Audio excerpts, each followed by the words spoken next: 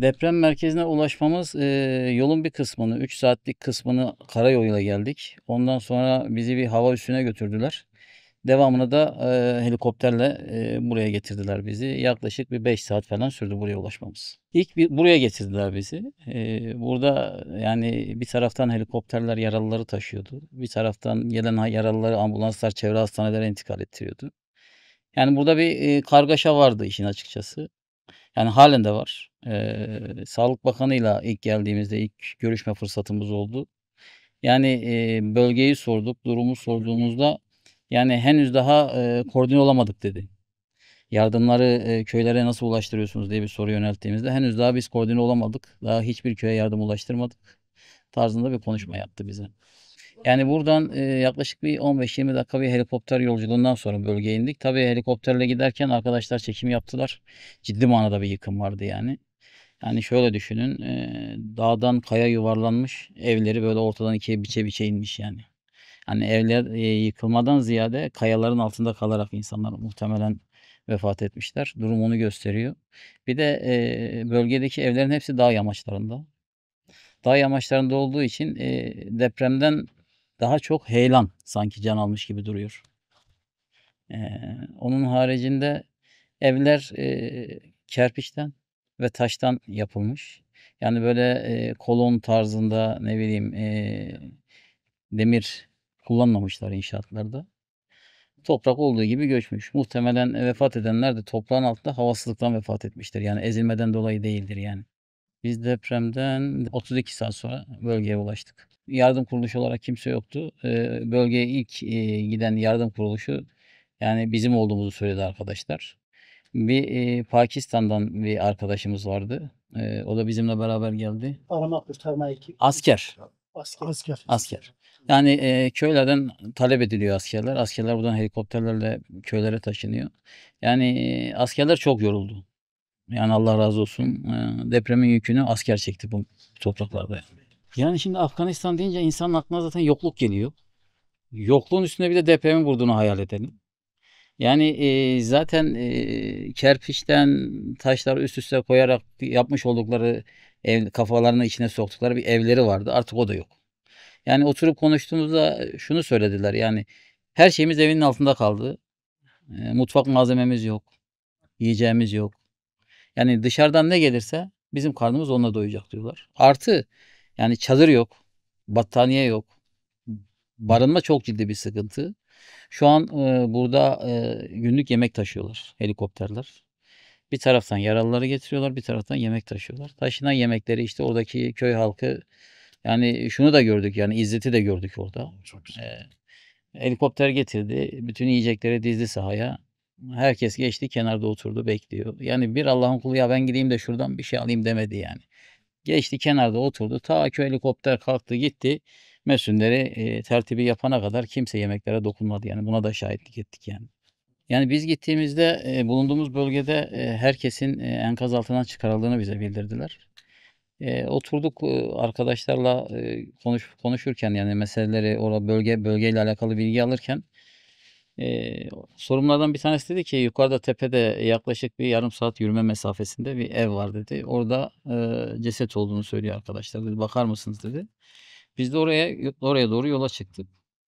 Allah'a hamdolsun, yani, yaklaşık bir yarım saatlik yürümeden sonra oraya vardık. Yani, yol boyunca zaten kayalar düşmüş, yolları kapatmış, evler, yollara akmış. Yani, burada cesedi çıkartmışlar, hemen aşağıda defnetmişler, yani.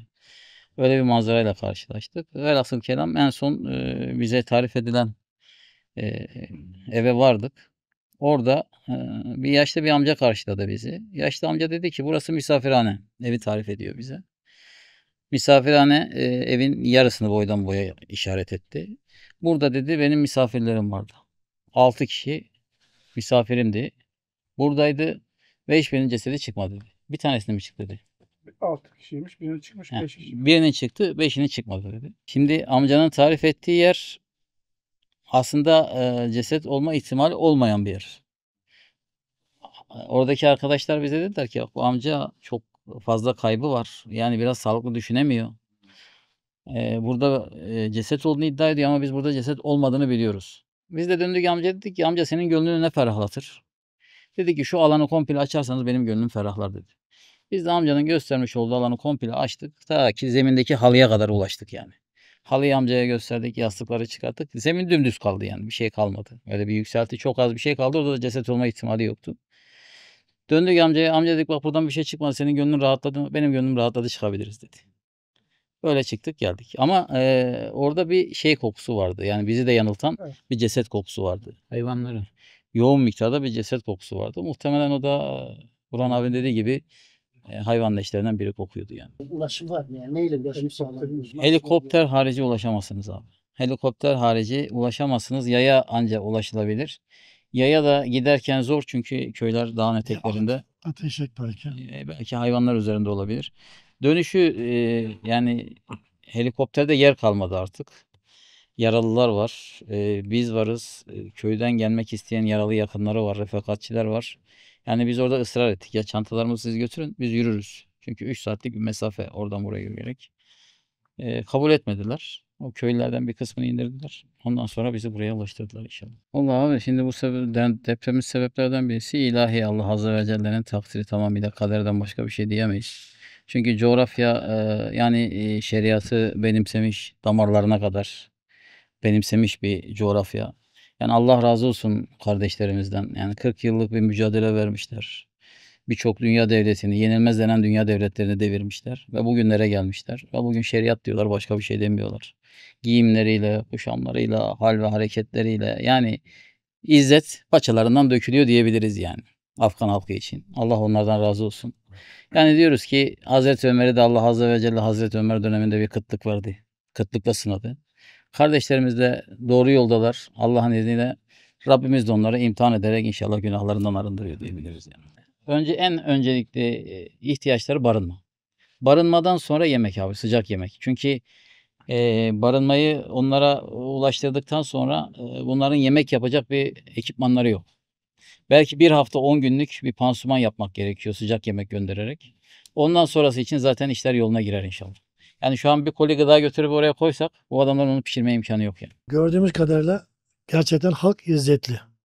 Yapılan yardıma bir hücum yok, bir yağma yok. İnsanlar ihtiyaçlarını bildirdiler. İhtiyaçları gibi çadır. İlk etapta sıcak yemek, sonra için kapkacak da ihtiyaç. Çünkü kapkacaklar da evlerin altında kalmış. Ben kısa gezim kardeşlere de söz vereceğim ama benim en çok dikkatimi çeken olay biz yola çıkarken insanlık biz Afganistan'a gidiyoruz. Herkes niye diye sordu. Yani bir Avrupa devletinde 10 kişinin öldüğü bir trafik kazası bile 24 saat canlı yayın.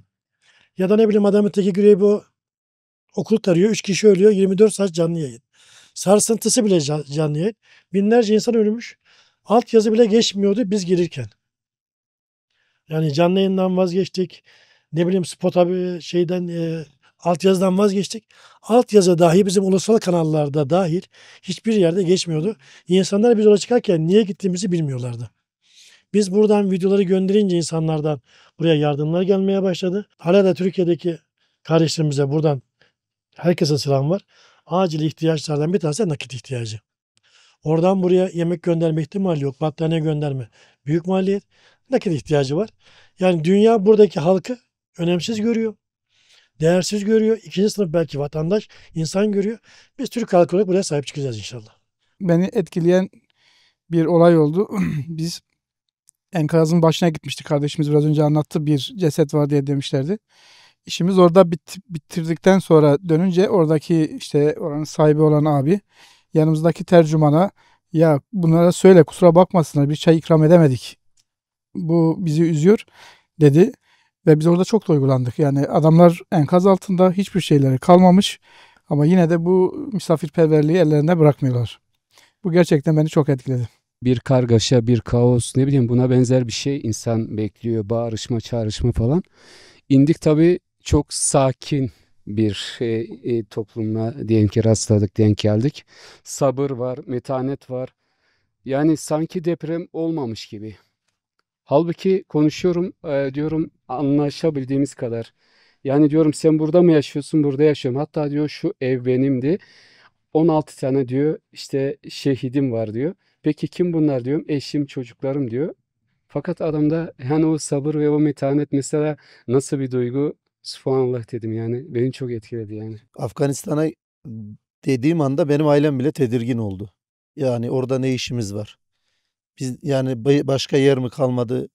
Hani bunu söylerken aslında kötü niyetle demiyorlar. Çünkü öyle bir medya yansıtıyor ki yani o kadar kötü yansıtılmış ki Afganistan deyince insanlar yani böyle sanki gittin orada kaybolacaksın, terör şu bu. Oysa ki yani şunu da derim, herkesin gelip görmesini isterim. Gerçekten yani oradaki deprem bölgesine sanki giden depremzede ya da mağdur olan bizmişiz gibi bizimle ilgileniyorlar. Çay hazırlayan mı, işte bizim bize oturacak yer ayarlayan mı, çadır kuran mı, bizim için bir şeyler yapan. İnsan hani bunları görünce kendinden utanıyor. Maraş depreminde de bulunduk. Çok çok yani ibret alınacak şeyler var aslında. İnşallah bize de nasip olur ibret almak.